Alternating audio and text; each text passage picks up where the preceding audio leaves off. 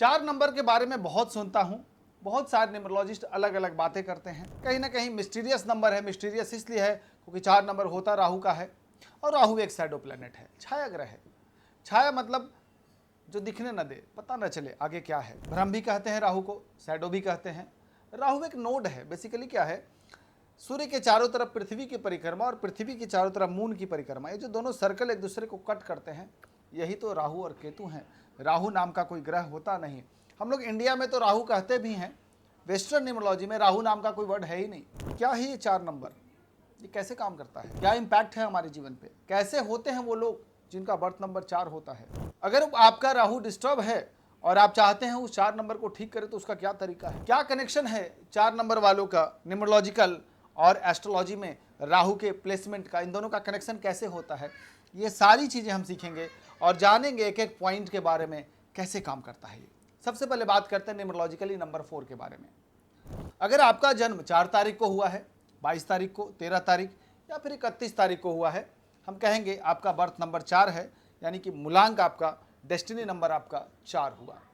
4 तारीख को जन्म लेने वाले लोग अक्सर कैसे होते हैं, 4 यानी राहु का प्रभाव ज़्यादा है, तो राहु का प्रभाव ज़्यादा होंगे तो वो सभी ग्रहों से हट के है, इसलिए वो दुनिया से हट के चलने का प्रयास करते हैं। बड़ा प्रैक्टिकल होते हैं, दुनिया कहीं और जाए, वो रिसर्चर होते हैं, वो चीज़ों में गहराई से चीज़ों को ढूंढते हैं, वो अंधेरे के अंदर झांकने का प्रयास करते हैं। अगर आप कुछ भी उनको बताएंगे तो उसके जड़ तक जाने का वो बहुत मेहनत करेंगे, बहुत प्रयास करेंगे और चीज़ों को जानेंगे। हाँ, ये ठीक है कि बाकी लोगों की तरह नहीं कि बहुत सारे फ्रेंड सर्कल है। हाँ, फ्रेंड सर्कल लिमिटेड रखते हैं, लॉयल रखते हैं, अपने आप को बहुत स्ट्रांग मानते हैं, मेंटली बहुत स्ट्रांग होते हैं, पॉजिटिव होते हैं, रूल करने की ताकत रखते हैं। कुछ ना कुछ अगर वेस्टर्न न्यूमरोलॉजी के अनुसार से कहा जाए तो 1 नंबर को सूर्य कहा गया तो 4 को वो बैड सन कहते हैं। मैं कह रहा हूँ यहाँ राहु है। राहु यानी वो है जो सूर्य की ऊर्जा भी अपने अंदर समेट के रखता है। बड़ा प्रैक्टिकल, चीज़ों को बहुत अच्छे तरीके से मैनेज करने वाले और अपने लक्ष्य को साध के आगे बढ़ने वाले होते हैं ये 4 नंबर वाले। ये ठीक है कि राहु के प्रभाव की वजह से स्ट्रगल होता है, चीज़ों को बहुत जल्दी अचीव नहीं कर पाते, काफ़ी बाधाएं आती हैं क्योंकि इनके थॉट्स बिल्कुल अलग होते हैं। ये भेड़ चाल पसंद नहीं करते, इसलिए सपोर्ट भी थोड़ा कम मिलता है। तो हम यूँ कहें कि 4 नंबर वाले को अकेले लड़ना पड़ता है, बहुत ज़्यादा सपोर्ट नहीं मिलता, मेहनत का ही फल मिलता है। ये एक अच्छी बात है, तभी तो ये कुछ अलग कर पाते। अगर दूसरे के सपोर्ट से करना होगा फिर यूनिक काम कैसे करेंगे। बड़े बड़े साइंटिस्ट को आप देखेंगे, रिसर्चर को आप देखेंगे, वो सारे के सारे 4 नंबर वाले होते हैं। बड़ी बड़ी कंपनीज में जो सीईओ लेवल पे जो लेडीज़ बैठी हैं वो अक्सर आपको 4 नंबर वाली मिलेंगी, जो कि प्रैक्टिकली चीज़ों को हैंडल करना जानती हैं। ये बहुत जल्दी भावुक नहीं होते, ऐसा नहीं है कि इमोशंस में डिसीजन ले रहे हैं, ये प्रैक्टिकलिटी में डिसीजंस लेते हैं। लेकिन 4 में ही एक नंबर आता है 13। 13 नंबर को मैं कहता हूँ कार्मिक नंबर जैसा है। एक ऐसा नंबर है जिसको लास्ट लाइफ भी कहा गया, इसलिए वो सारे कार्य पास्ट लाइफ में जो भी कार्य हुए हैं, जो भी नेगेटिव चीज़ें होती हैं, उसको वो काटने के लिए इस जीवन में आए हैं, इस जन्म लिए हैं, वो इस चीज़ को ख़त्म करने के लिए। इसकी वजह से कई बार बहुत स्ट्रगल करना पड़ता है।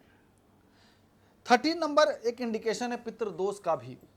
लेकिन अगर किसी का 13 नंबर है, अगर मेरे पास कुंडली दिखाने आते हैं, मैं जनरली ओपन करता हूं तो मैं एक छोटा सवाल पूछता हूं, पिताजी कैसे हैं। बहुत सारे लोग कहते हैं हमें पिताजी का सुख नहीं मिला, वो कम एज में चले गए, या फिर उनके माता पिता के बीच में सेपरेशन की वजह से पिता का सुख नहीं मिला, या फिर वो किसी ऐसी वजह से वो परिवार से हमेशा दूर रहे हैं, पिता का सुख अल्टीमेटली नहीं मिला। मैं ये नहीं कह रहा सबके साथ होता है, बट मैक्सिमम लोगों के साथ यही होता है कि जो 13 बॉर्न है इनको पिता का सुख नहीं मिलता। अब 2 सवाल निकल के आता है, आखिर में किसी को डेट ऑफ बर्थ 13 क्यों मिला, आखिर कौन सा वो कुंडली में कॉम्बिनेशन होगा जिसकी वजह से उनको पिता का सुख से वंचित होंगे। इन सभी चीज़ों को अगर रिसर्च करना है, एक मेन पॉइंट बताता हूं। अगर किसी का जन्म 13 तारीख को हुआ है, उनके घर में जाके देखिए साउथ वेस्ट डायरेक्शन डिस्टर्ब रहा होगा। जब जन्म का समय रहा होगा उसके 9 मंथ पहले से जहां उनकी मदर रह रही होंगी, वो साउथ वेस्ट डिस्टर्ब होगा। साउथ वेस्ट डिस्टर्ब होने से पितृदोष बनता है क्योंकि पितरों की जगह है। अगर ऐसी परिस्थिति में कोई व्यक्ति जन्म हुआ है 13 का, तो 99% चांस है कि पिता के सुख से वंचित करेगा, क्योंकि जिस जगह जन्म हुआ वो घर में पितृदोष था, यानी कुंडली में भी कहीं ना कहीं राहु पंचम या अष्टम में बैठा होगा और डेट ऑफ बर्थ भी 13 हो गया। जब ये तीनों कड़ी मिल जाए तब आप कह सकते हैं कि ऐसे लोगों को अपने पिता से दूर जाके कार्य करना चाहिए, नहीं तो पिता को कष्ट होने लगता है। वही में कई ऐसी परिस्थितियां होती हैं जिनका साउथ वेस्ट अच्छा होता है और उस घर में अगर वो 13 नंबर जन्म ले कोई, तो वो 13 नंबर दुनिया का सबसे बड़ा रिसर्चर होगा। अगर घर में राहु की एनर्जी बहुत स्ट्रांग रहा है, पितृ दोष नहीं है कुंडली में, और ऐसे में अगर किसी का 13 बॉर्न हो जाए, वो बड़ा बिजनेसमैन बनते हैं, वो सेलिब्रिटी बनते हैं, वो पूरी चीज़ों को कमांड करते हैं और सबसे ज़्यादा सक्सेसफुल वही व्यक्ति होते हैं। अगर पितृदोष है कुंडली में, डेट ऑफ बर्थ 13 है, तो फिर पितृदोष लगेगा।